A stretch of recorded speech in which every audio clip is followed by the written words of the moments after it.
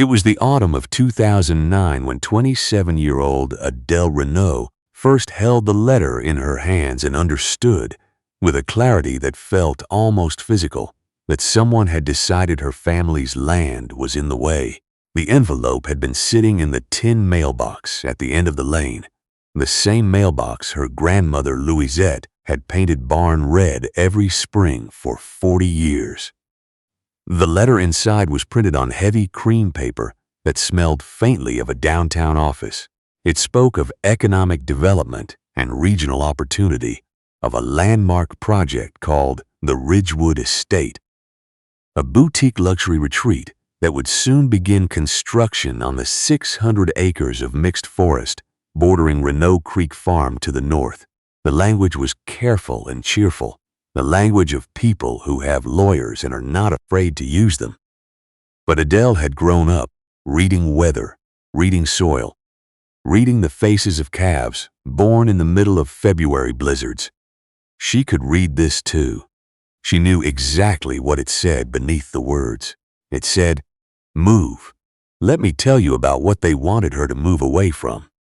The Renault Creek Farm sat on 85 acres of the Quebec-Ontario border country, that soft, rolling geography where the Canadian Shield softens into limestone and cedar lowland. Her grandmother Louisette had run it as a lavender and herb farm for nearly 5 decades, and before her, Adele's great-grandfather had kept dairy cattle on the same ground. The lavender fields ran in long purple rows down the south-facing slope, humming in summer with pollinators that Adele had kept since she was 19. 6 hives when she started, 23 by the time the letter arrived. She also produced small-batch herbal salves, tinctures, and dried botanical bundles that had found a modest but loyal following at the Merrickville Farmers Market and in 3 small apothecary shops in Ottawa. It was not a glamorous operation. The farmhouse needed a new roof. The old stone barn leaked in 2 corners. Adele drove a truck with 340,000 kilometers on it and considered this a point of pride.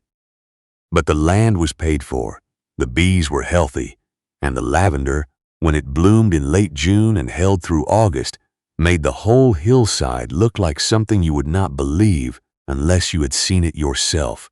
The community's reaction to the Ridgewood Estate announcement was, as you might expect, complicated.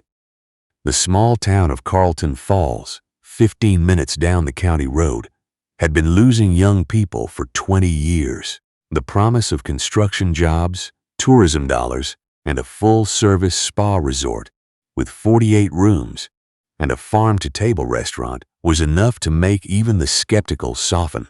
Adele's neighbor, Gerard Paquin, who had farmed the property to the east for 40 years, flagged her down at the gas station 2 weeks after the letter arrived.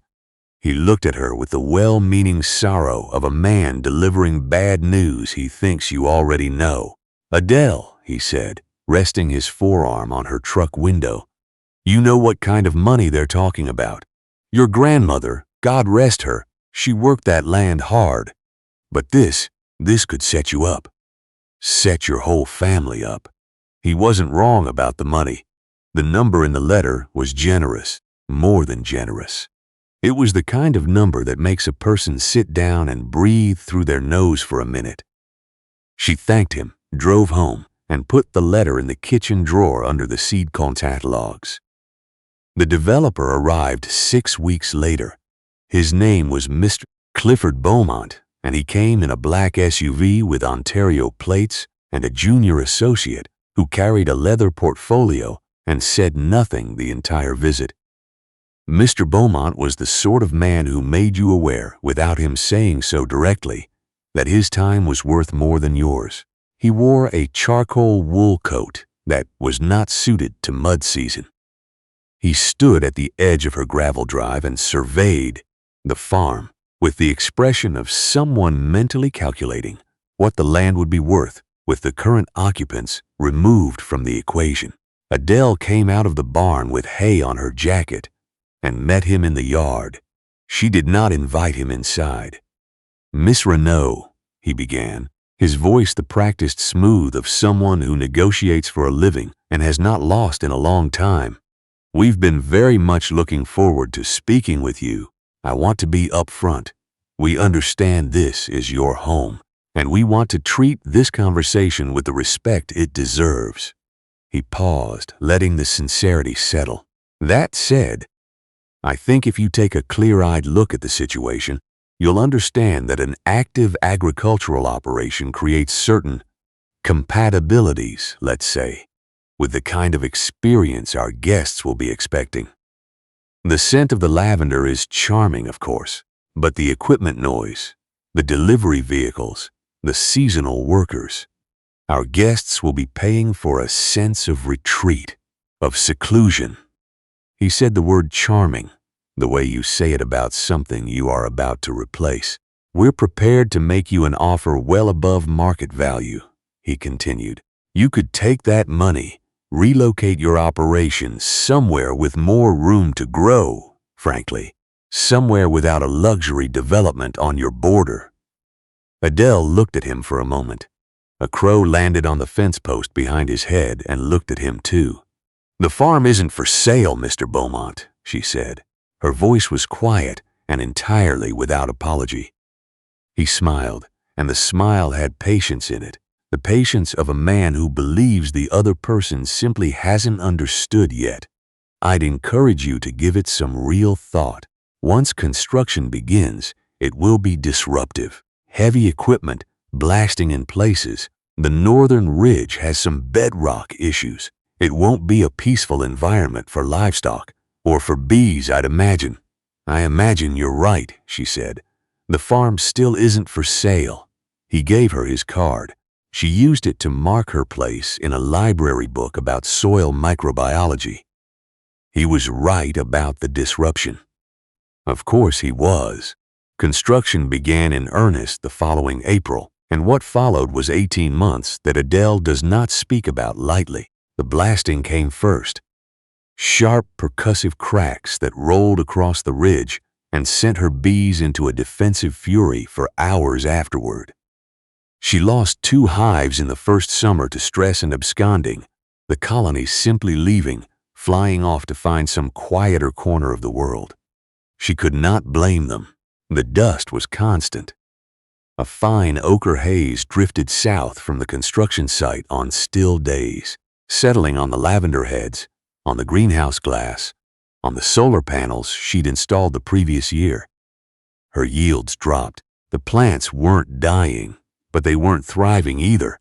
The fine particulate clogged the stomata, slowed the oils, made the dried bundles smell faintly of rock and machinery instead of the deep, clean sweetness they were known for.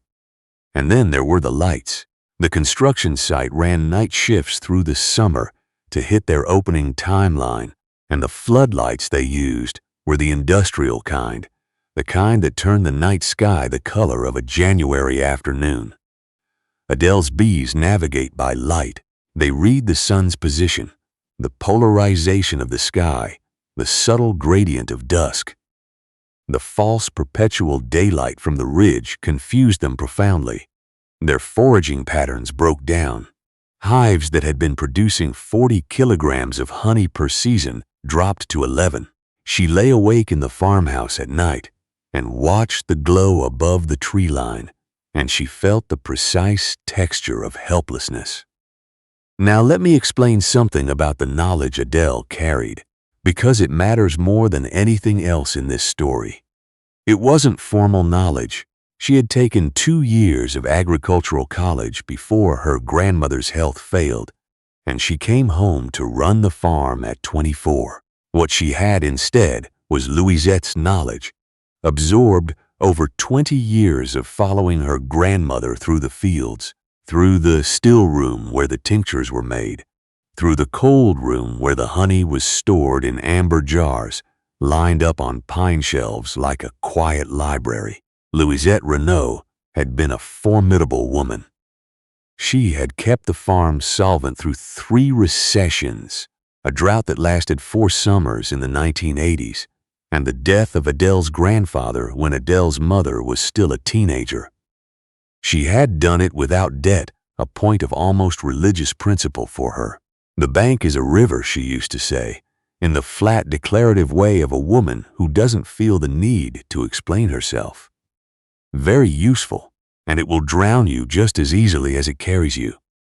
She had died the previous winter, and Adele had not yet fully assembled a life that made sense without her, but Louisette had left her things. Among them was a wooden chest in the back bedroom filled with notebooks. They were not diaries. Louisette had no patience for sentiment. They were records, decades of planting charts, bloom observations, yield comparisons, pest notes, weather logs, the names of every supplier she had ever used and whether she trusted them. And in one notebook, the one with the water-stained blue cover, Adele found something she had not expected, a plan. In the late 1970s, long before Adele was born, a highway expansion project had threatened to run a new interchange, less than a kilometer from the farm's eastern boundary. Louisette had researched solutions the way she researched everything, methodically, without panic. She had filled 12 pages with notes on what she called a biological buffer. She had sketched a planting design, a dense outer row of hybrid willow and trembling aspen for rapid vertical growth. Behind that, a thick middle layer of white cedar and balsam fir for year-round density and sound absorption, and along the inside edge, a mixed border of native shrubs, hawthorn, dogwood, wild rose, to provide habitat and hold the buffer together at its roots. She had written, in her careful schoolteacher's hand, "The goal is not to fight what is coming. The goal is to make what is coming irrelevant." The highway project had never materialized. The plan had never been used. Adele sat at the kitchen table with the blue notebook and a cup of tea gone cold, and she read those 12 pages 4 times. Then she got her grandmother's surveying maps out of the filing cabinet and spread them across the table, and she found the northern boundary line. And she began to understand what was possible. What was possible was this: a living wall 340 meters long, planted along the entire northern and northeastern fence line, the full face of exposure to the construction site and, once the resort opened, to its parking areas, service roads, and outdoor event spaces. It would not be cheap. It would not be fast. It would require her to spend nearly everything she had saved in 4 years of running the farm.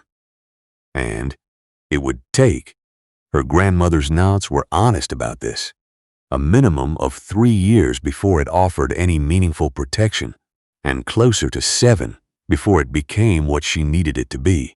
She looked at the surveying map for a long time. She looked at the glow on the horizon above the tree line.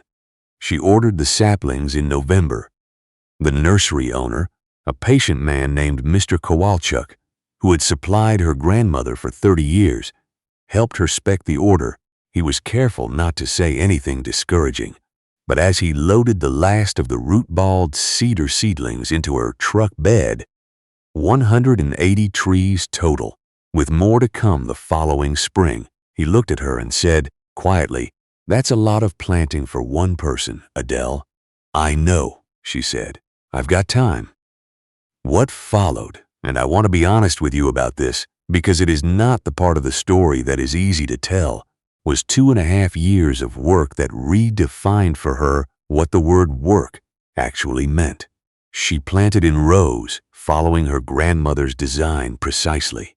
The willows and aspens first, the stakes going in before the ground froze that first December, because hybrid willows can be planted in late fall if you're careful, and the soil hasn't hardened past the first few centimeters.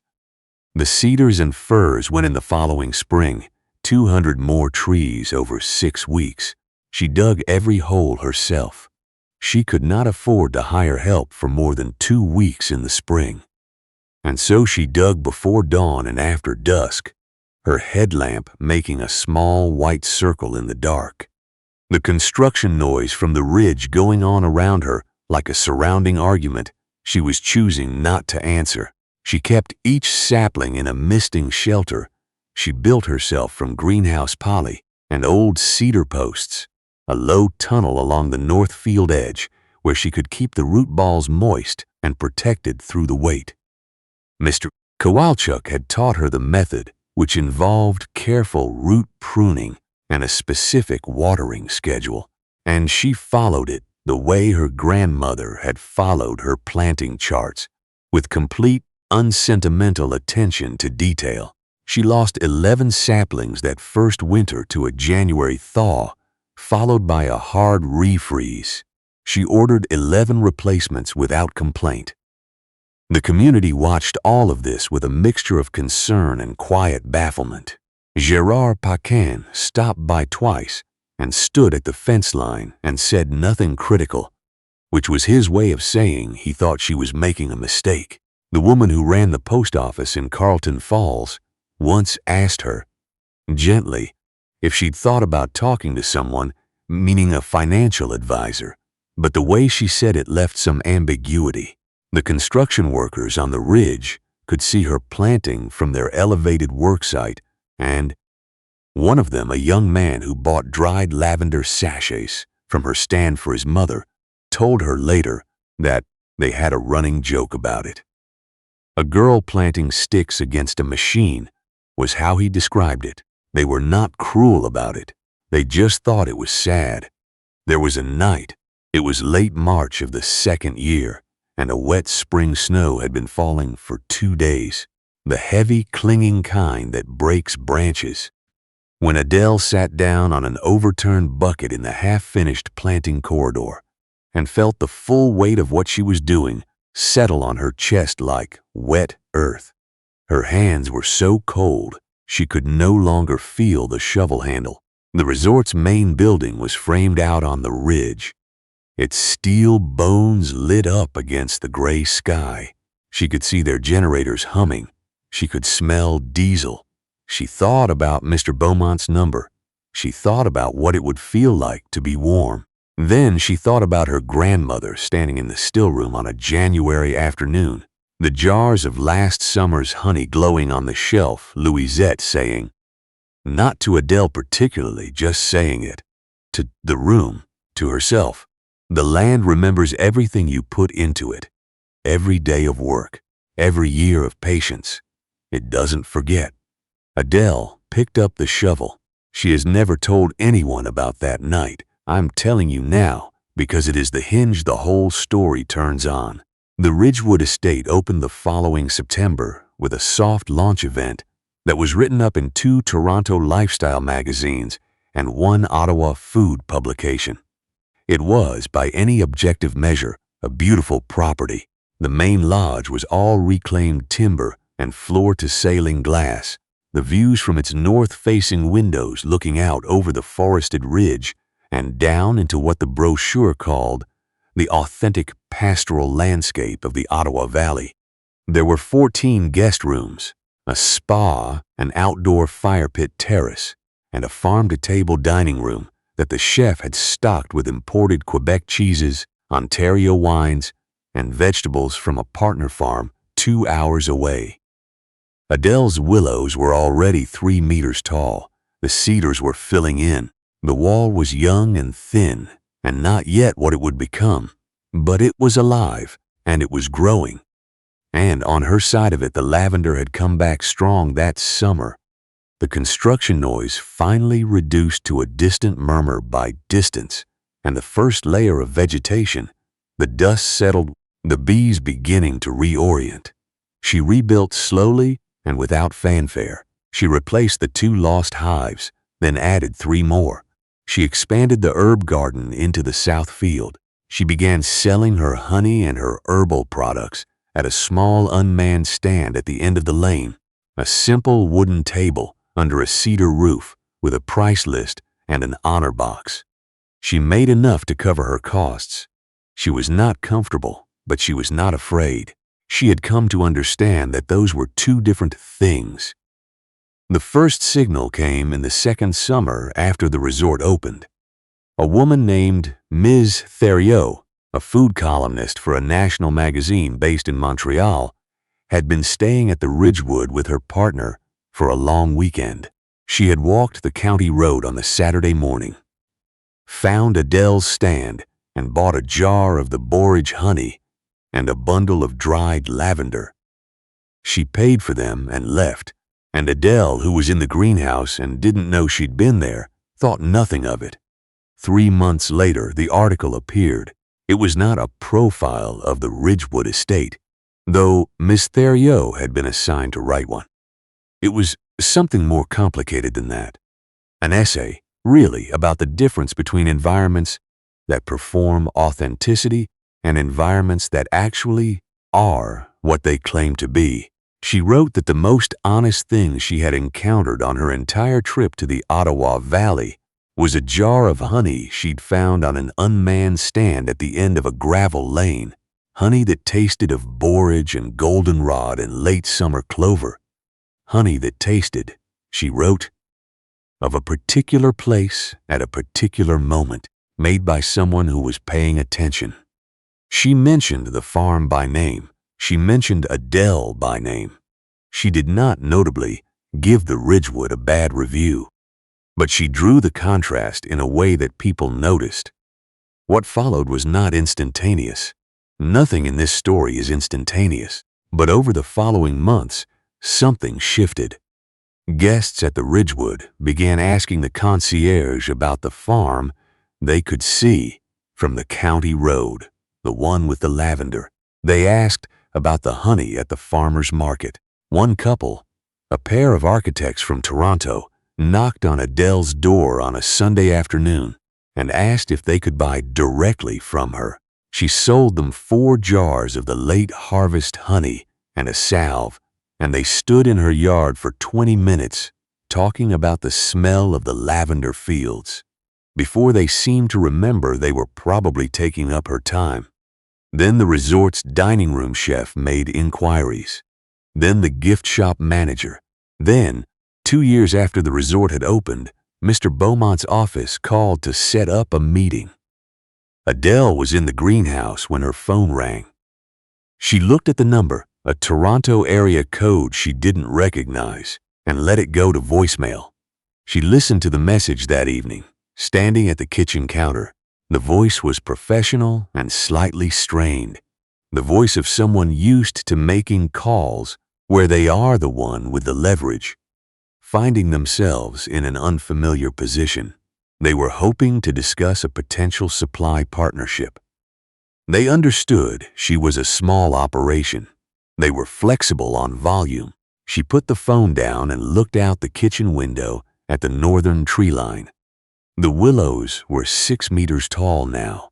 The cedars had closed their gaps. On a still evening, you could stand in the lavender field and hear the resort, a faint percussion of music from the terrace, a helicopter arriving on Fridays. But it sounded like something from another country, something that had nothing to do with her. She called her cousin Frederick, who had a law degree and worked in agricultural policy in Ottawa, and asked him if he'd be willing to sit in on a meeting. The meeting took place on a Wednesday in November at Adele's kitchen table. Mr. Beaumont came himself, which she had not expected. He had another man with him, a younger colleague whose title, as he explained it, was Director of Guest Experience and Local Partnerships, a job title that Adele understood meant he had been hired specifically to solve the problem she represented. They both wore coats that were not well suited to the mud, and both of them, she noticed, were wiped their boots at the door. She served them coffee.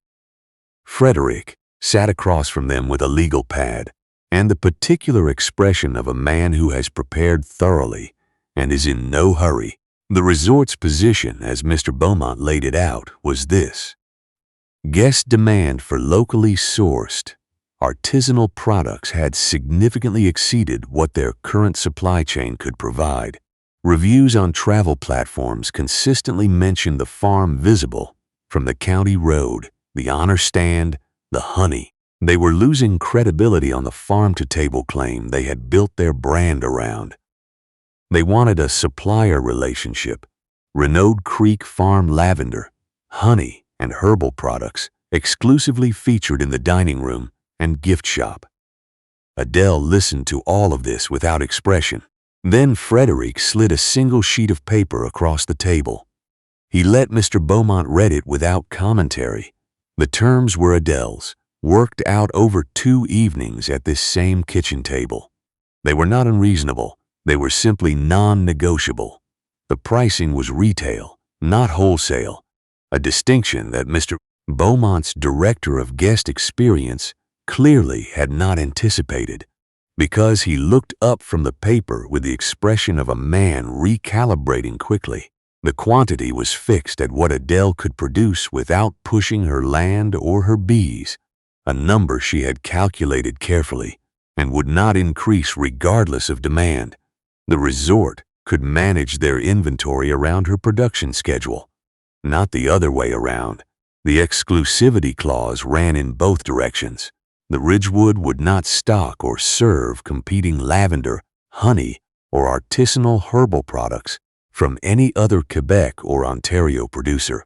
In return, Adele would not supply any other commercial hospitality account within a 100-kilometer radius.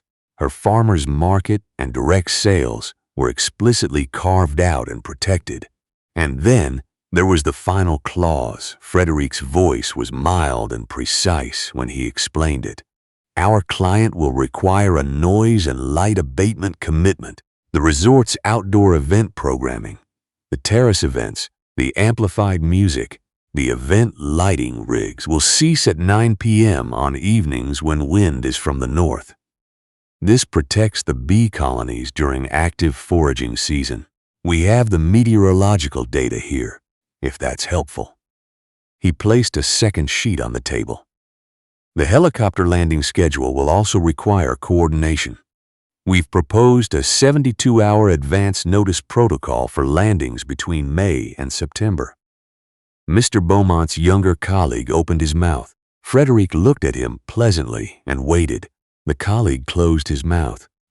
Mr. Beaumont looked at Adele. She was holding her coffee mug with both hands, and she was looking back at him with an expression he would have found difficult to describe. Not triumphant, not cold, patient. The expression of someone who has been waiting for a long time and has gotten very comfortable with the wait. You understand, he said carefully, that the helicopter protocols are going to require some internal coordination.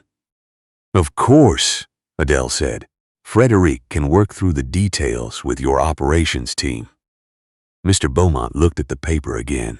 He looked out the kitchen window at the northern tree line, the wall of cedar and fir that his construction project had made necessary, and that now stood between his resort and the farm he had once offered to buy for parts. He had tried 3 years ago to explain to this woman that her farm was incompatible with his vision. He was looking at the terms under which she was about to become the most important element of that vision, the thing that made his farm-to-table dining room credible, the thing the guests kept mentioning by name in their reviews. He picked up the pen. We'll sign, he said. The years that followed were not dramatic. The good years rarely are. The supply contract gave Adele a stable, predictable income that let her do what she had always meant to do, reinvest. Not in expansion. She had no interest in becoming something she wasn't, but in depth. She restored the stone barn properly. She added 8 more hives on the south slope, away from any resort-light exposure, and hired a part-time assistant, a young woman from Carlton Falls, who had studied environmental science and was looking for a reason to stay in the region. Together they developed a small apprenticeship program, hosting 2 or 3 agricultural students each summer from the college in Perth. The living wall grew into something her grandmother would have recognized as a success. By the 7th year, the white cedars along the outer row were dense and full, their branches interlocked in a continuous curtain of dark green. The willows behind them, their original work done, their quick growth, having bought time for the slower species, were trimmed and managed their cut branches used for basket weaving in a workshop. Adele began offering to resort guests who wanted something to do with their hands. The noise from the resort's terrace was, on all but the calmest nights, inaudible from the farmhouse. The light from their event rigs was a faint warmth on the horizon, nothing more. The Ridgewood estate, for its part, did something Adele had not entirely predicted. They leaned into the story hard. Their website described the partnership with Renault Creek Farm at length. The dining room menu carried a paragraph about the farm's history and Adele's grandmother. A guided farm and field experience became one of their most requested guest offerings. A 90-minute walk through the lavender fields with Adele or her assistant explaining the production process, ending with a tasting of the seasonal honey. The same story they had once tried to eliminate had become their most valuable marketing asset. Adele did not find this ironic so much as clarifying. It confirmed something her grandmother had always insisted on, something she had spent years trying to articulate and never quite managed as cleanly as this: that the real things last and the performed things need the real things to survive. Mr. Beaumont retired 4 years after the contract was signed. She received a brief, professional email from his office. She wished him well and meant it. The resort changed management twice in the following decade. Each new general manager was briefed, on their first week, about the supply contract with Renault Creek Farm, its specific clauses and non-negotiable terms, its central role in the property's brand identity. The contract had become, in the language of hospitality operations, a fixed reality, something that predated you and would outlast you and was simply part of how things were. On a May morning in Adele's 41st year, she was in the lavender field with her apprentice, a serious 22-year-old from Kingston named Theodore, who asked good questions and didn't need to fill silence with talking. Walking the rows and checking for early season aphid damage, the field was not yet in bloom, just the silver green of new growth under a pale spring sky, and the air had that particular cold, clean quality that the Ottawa Valley gets in May before the warmth settles in properly. She handed Theodore her grandmother's blue notebook. The water stain on the cover had darkened over the years. The pages were worn soft at the corners. "This is where the buffer plan came from," she said. "Read the section on layered planting. Read it twice." He took it carefully, the way you take something old. "There's more in there than just the buffer," she said. 30 years of observation. Every mistake she made, she wrote down. Every solution that worked. She looked north, at the cedar wall on the ridge, dense and dark against the morning sky. The resort's roofline just visible above it, its presence reduced to a detail. She never got to use the planting plan herself. The highway project fell through, but she wrote it down anyway because she believed someone would need it eventually. Theodore was quiet for a moment. "Did you know?" he asked. "When you found it, did you know it would work?" Adele considered this honestly. "No," she said. "I knew it was the right thing to try. That's different from knowing it will work." She took the notebook back, held it for a moment, and then returned it to him. "The land and the notes together," she said. "That's the whole farm, really. You can't have one without the other."